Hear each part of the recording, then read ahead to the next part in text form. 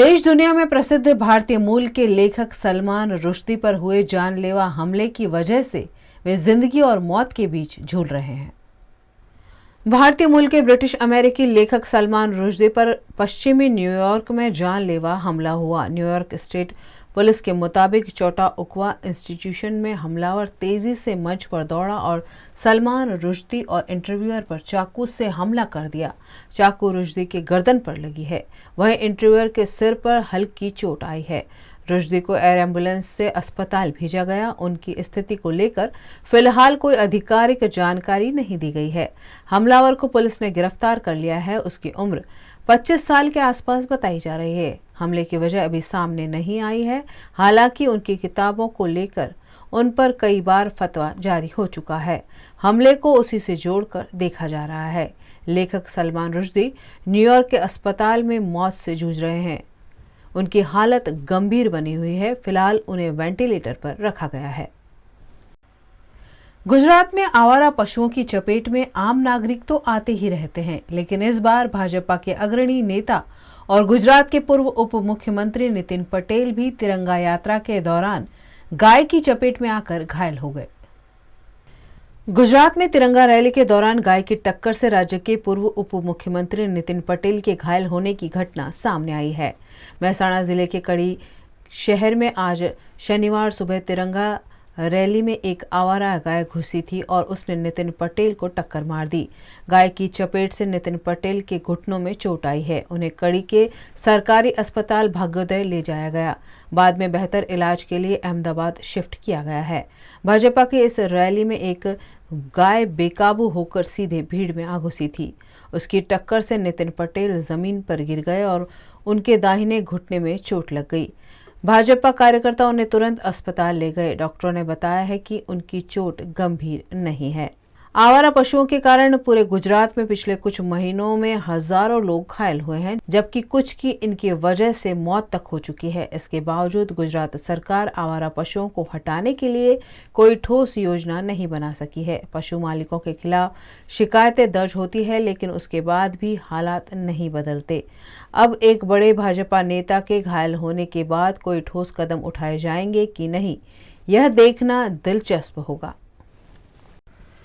देश भर में आजादी के अमृत महोत्सव अंतर्गत विभिन्न आयोजन किए जा रहे हैं। वडोदरा शहर में भी विभिन्न आयोजनों के जरिए आजादी के 75 वर्ष पूरे होने की खुशियां मनाई जा रही हैं।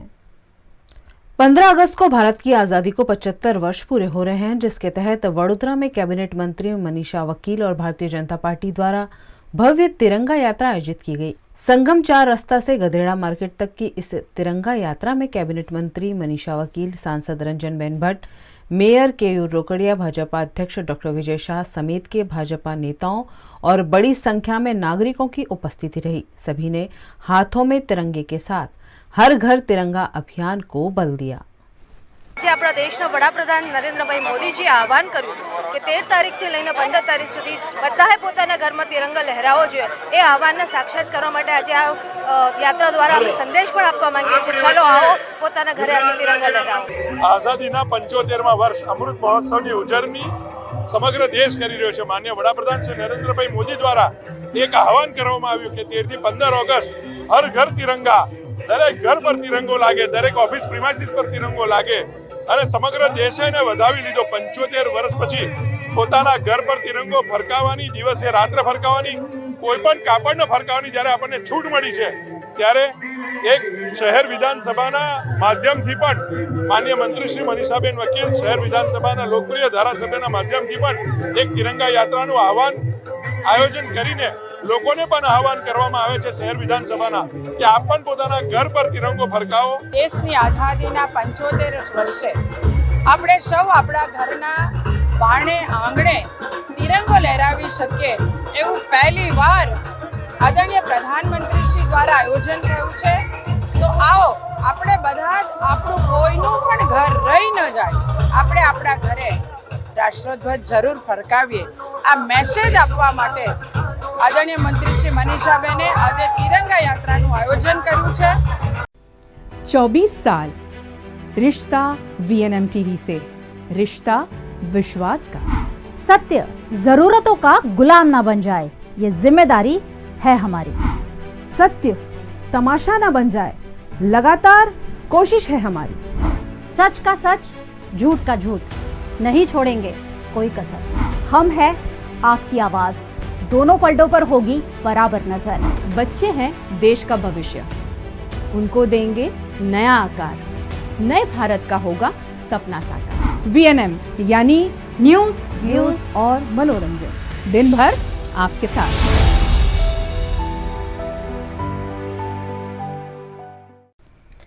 भारत की आज़ादी के 75 वर्ष पूरे होने पर वडोदरा में the society for the physical handicapped द्वारा तिरंगा रैली निकाली गई।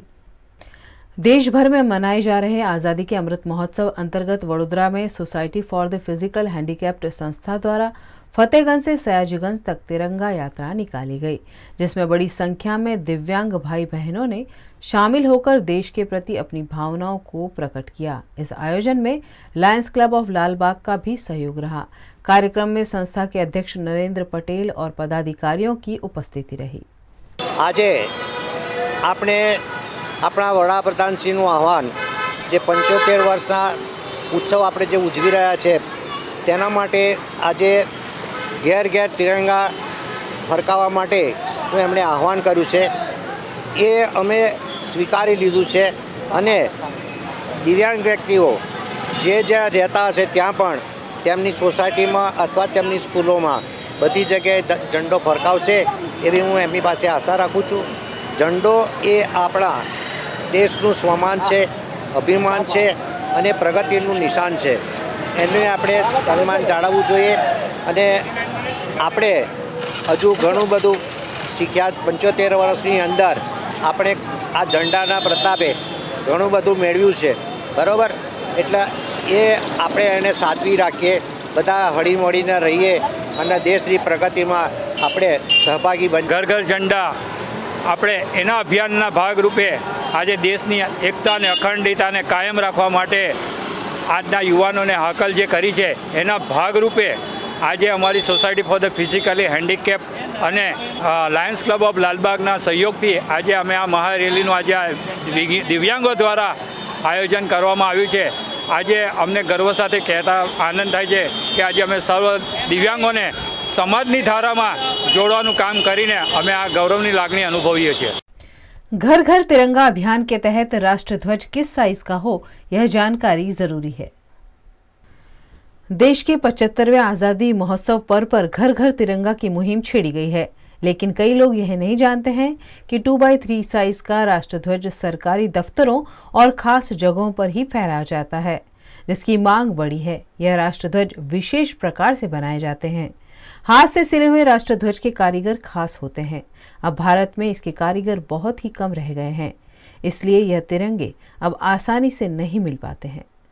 आज देश जो 75वीं सालगिरह के उपलक्ष्य में माननीय प्रधानमंत्री जी ने घर घर तिरंगा अभियान के अंतर्गत जो आह्वान किया है, उसके मद्देनज़र हमारे पास जो 2x3 के राष्ट्रध्वज हैं वो केवल देश में 3 ही कंपनियां बनाती हैं। उसके कारण वो उसकी कमी है, काफ़ी वो राष्ट्रध्वज लोग मिल नहीं रहे 2x3 के, और लोग उसको खरीदने के लिए बेचैन हैं। और वो हाथ से बनता है, हैंडमेड कपड़ों से वो राष्ट्रध्वज बनता है, तो लोगों में उसकी मांग बहुत है। ये सरकारी स्कूल है, कचहरी है, गवर्नमेंट ऑफिसेस हैं, जिसमें इसको कोड ऑफ कंडक्ट के तहत फहराया जाता है। इसका कारण है कि वो 2x3 जो है वो हाथ से बना होता है, उसके अंदर जो सिलाई होती है उसका एक कोड ऑफ कंडक्ट है, किस तरह से उसको सीना चाहिए। तो वो, और उसके अंदर जो डोरी होती है उसके ऊपर एक डोरी के ऊपर एक झंडा फहराने पकड़ने के लिए, वो डोरी खींचने के लिए उसकी एक व्यवस्था है। तो उसके तहत वो बनाने वाले कारीगर की बहुत कमी है, वो कारीगर है नहीं इतने सब। और देश की केवल 3 ही कंपनियां बनाती हैं जो खादी इन ग्राम उद्योग की हैं, KDP एंटरप्राइज मुंबई की है, वगैरह जो कंपनियां हैं वर्धा में है, ये सारी कंपनियां बनाती हैं। बहुत मांग है इस वर्ष जो घर घर तिरंगा के अंतर्गत है, ये राष्ट्रध्वज की खूब मांग है और लोग हर रोज आज तक भी ये इसकी डिमांड है, लेकिन अब वो हमारे पास अवेलेबल नहीं है।